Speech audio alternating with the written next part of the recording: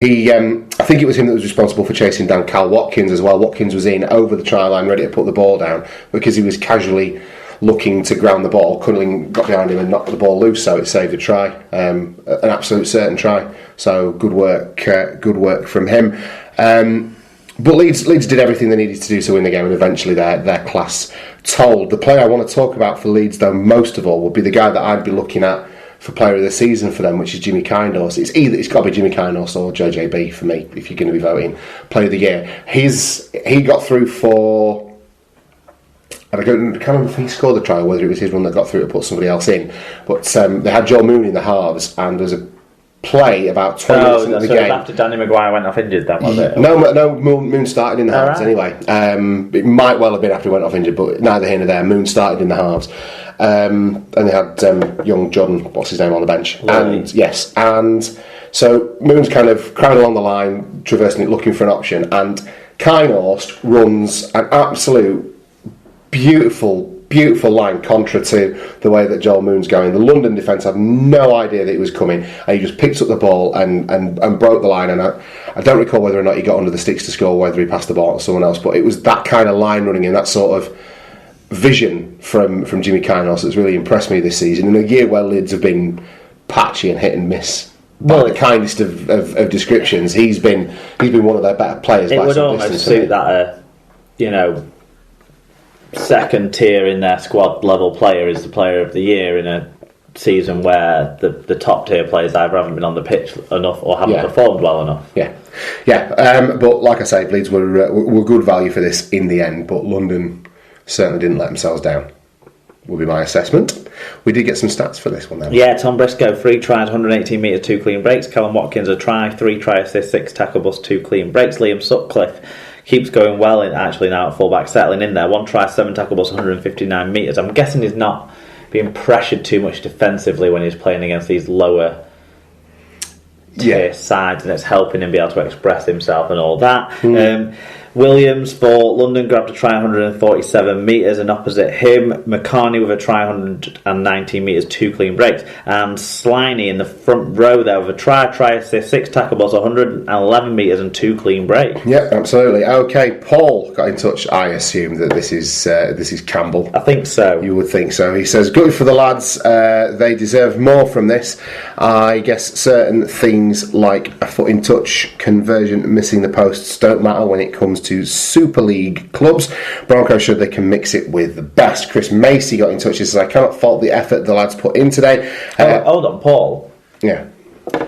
Paul obviously didn't have his pictures at the weekend taken by Dave Cantrell, because we can see him and Barry McDermott in the photo that they had taken. Yeah, it can't have been Dave Cantrell doing the pictures, can it? Isn't it nice to have a picture with... Well, to be fair, I've got a picture of me with Barry McDermott, but it was me taking the picture that did that. Was Dave Cantrell at this? No, I don't think he was, but... Just sticking the boot in on lovely Dave. Well...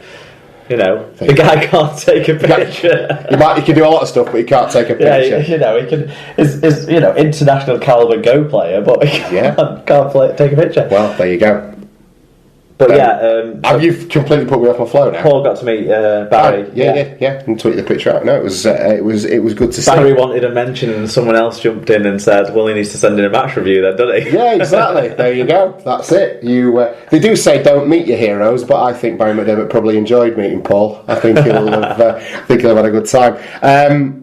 Chris Macy got in touch. He says, I cannot fault the effort the lads put in today, but we were clearly second best. Didn't build pressure, and Leeds handled the conditions better. Yeah, it was very windy with regards to kicking, but losing by 14, I'll take that going forward. Our tries were wonderful, though, I thought. Yeah. Well, there's not much to take to stop the wind, is there, at Trailfinders? No, not at all. Rich Wilkinson, now then lads, he says, Leeds were both awesome and crap all at once. It's been a common theme whilst we've been winning trophies, so it's nothing new. The win was never in doubt. London made it slightly more respectable, but just like the league game, it's easy to throw it about when you're already beaten by the clock. Salford next, a victory for us would totally fuck the Devils, if only there was bad blood between the clubs to make the result extra spiteful.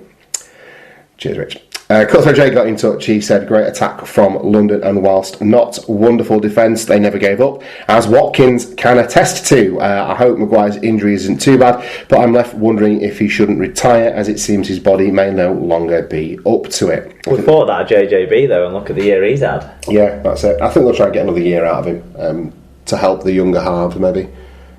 Well, I think a lot depends on whether Zach's back in that regard. Yeah. But yeah, makes sense.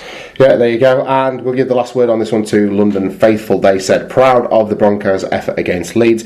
Doubt many of our recent teams would perform like that. Leeds showed their class, with Watkins and Briscoe being hard to stop. Soward was quiet and Bartow rusty, unfortunately. Thought our forwards had a great game, including Harrison. We scored some classy tries, showing how far we've come since 2014, onwards and upwards. We kind of put Sutcliffe through for the try. Right. The highlights are just on. Do you see what I mean? What a great line that was. That's tremendous, isn't it? Okay, so up at the Fox's Biscuit Stadium, it was Batley 28, Huddersfield 58. Minor comeback mounted from Batley after the game had pretty much been won by the Giants. It was 48 odd at half time when it was done. Yeah, Q on the rack time, I think. Yeah, you would say so. For the sake of brevity, I'll do the stats as well, because we don't have any official ones. That Giants away kit will Sky Blue one. You will go down in legend as one of the worst kits of the Super League era, I think. You think so? I think it's awful. I'm not offended by it. I'm nothinged by it, I think. Fair enough. More than anything else. They've had one of my favourite away kits in Super League history. Anyway, do you remember the black one they had with like the purple bolt of lightning down it? Yeah, I did like that one. Yeah, there you go. You see. So it was 28 points to 58 in favour of Huddersfield. Bradley with a hat trick, Cudjoe with 2, and Simmons with 2 as well. For the Bulldogs, Squires and Scott both weighed in with a brace of tries apiece. Lee made it difficult for themselves over at the Big Fellas Stadium, eventually winning by 30 points to 18. But Fev really made them work for it, Mark. It was, I think, 12-8 at half time, and it was that way deep into the early part of the second half as well. This was the crack that might open up in Lee's campaign, or is it just a job done that they had to do? I think it's job done. They'll be upping themselves more when Huddersfield come into town. I think so. I think they'll be bang up for when Huddersfield come into town, and I don't want to underestimate the passion that. Look, Fev and Lee for the last 2 or 3, certainly for the last 3 or 4 years, have been the two main competitors in that division. So there's, with Halifax thrown into the mix as well. So there's some passion there in this game, and I don't think Fev will have wanted to have let themselves down against a team that they've been, normally rivals with for such a long period of time. So I think that frames the result a little bit. And Lee's class showed at the end, and they got out of there with a workmanlike performance. So what does that do to standings in the middle eight, Mark? Well, Leeds and Lee stay on 100% records. Featherstone and Batley stay pointless. It's still all to play for in between. I think, like I was saying before, it's premature talking about Salford being gone. I think the worst thing that can happen is that conversation, though, because I wonder about the strength of character or mental fragility or what be it of that squad in the whole, when you put the whole piece together about that place. So it's probably good news for them in a roundabout way. That looks like Sheens is not going, but obviously when Kukash goes, Sheen goes. So we'll see how that all falls, how that deck of cards fall. But right now, that is good for them. And maybe that'll be a boost that'll kind of get things working out right for them. And so I still think there's a lot of questions to be answered there. There you go. Okay, into the Championship Shield then, and Bradford now only need 1 point to finish top of the pile, following an 82 points to 0 victory over the Oldham Ruffians. Rich Tordoff got in touch with us on this one. He says the Bulls did what they were expected to do, and well done to them, but this makes a farce of the formats. When will Nigel Wood take notice, but who is he accountable to?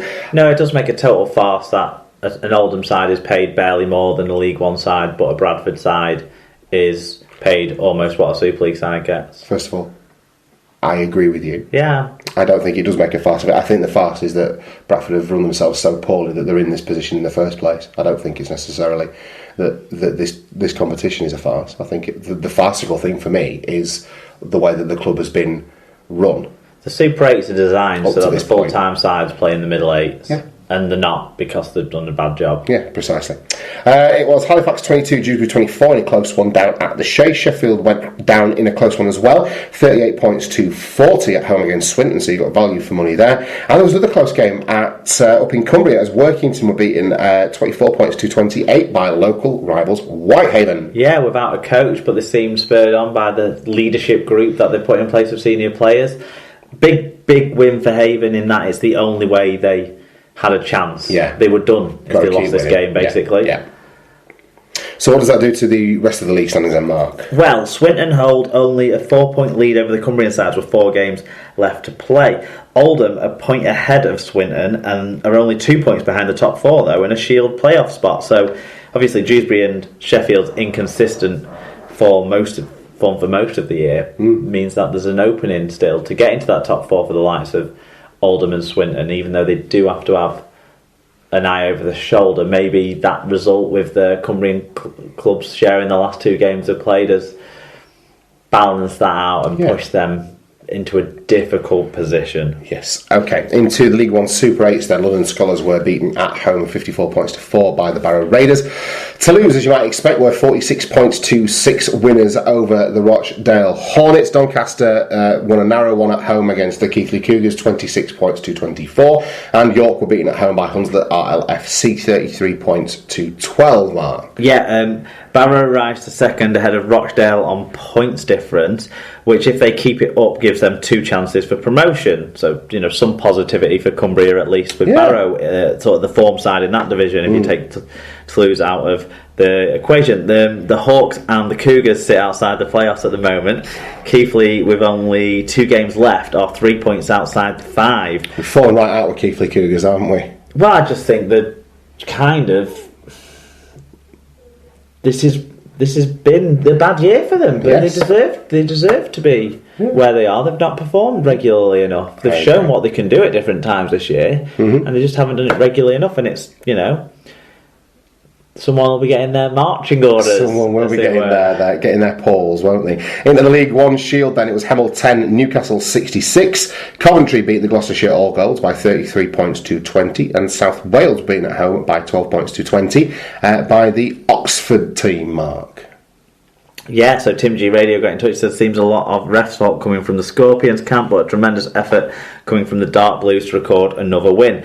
Almost a shame to end the season, really. Big props Errol Carter and Dan Jameson, who backed up from the cup final at short notice. So proud to be Oxford once again. Fantastic. And what does that mean for the standings in the bottom part of League One? Well, Hemel look increasingly destined to finish bottom with only 1 win and now minus 700 on the points difference. The most interesting chase left is between North Wales and Coventry for the second spot in the Shield final, which will be against Newcastle. We know that they're cemented. Fantastic. Okay, so it was round 23 of regular season play in the NRL. It was the Brisbane Broncos 20, the Canterbury Bankstown Bulldogs 10, Mark. Yeah, James Graham with 150 metres, I should say, not tackles, I think. No, wait. 150 tackles. Anyway, James Graham had a big game. That's a hell of a game. Sam Cassiano, he's not going to be playing again this year, is he, though? Cheeky boy. Kicking out Corey in the face. Was it Corey? It was Corey. Yeah, it was Corey. Corey Thompson. Mr. Fantastic. Not Thompson. He plays for Widnes. Who am I thinking of? Not Corey Norman. No, not Corey Norman. Don't. Look, the guy's name has escaped me momentarily. Thank you, Corey Parker. Fucking hell. You know you're going to hear someone's name and you just keep, no, that's it. Okay. Penrith Panthers beat the West Tigers by 40 points to 10. Hardacre played 20 minutes from the bench. Big impact there. Okay. Doesn't seem like he's doing enough to be getting an NRL contract, does it? No, not at this point. Newcastle Knights 6 was not enough to beat the Gold Coast Titans is 26. Manly Seagulls were defeated at home 18 points to 38 by the Melbourne Storm. North Queensland Cowboys beat the New Zealand Warriors 34 points to 6. The Canberra Raiders beat the Parramatta Eagles 28 points to 18, Mark. Yeah, no Josh Hodgson, I'm not sure. I haven't, because I've not been following much NRL news in the back end of last week. Is he injured? I haven't seen anything to say he's injured. But he wasn't in the squad. Elliot Whitehead was in the squad. He his part. There you go. It was the Sydney Roosters 42, St George Illawarra Dragons 6. Yeah, and all those 6 points were scored by Gareth Widdop, who got a try and the goal. Mike Cooper also played 106 metres for him. And this morning it was the South Sydney Rabbitohs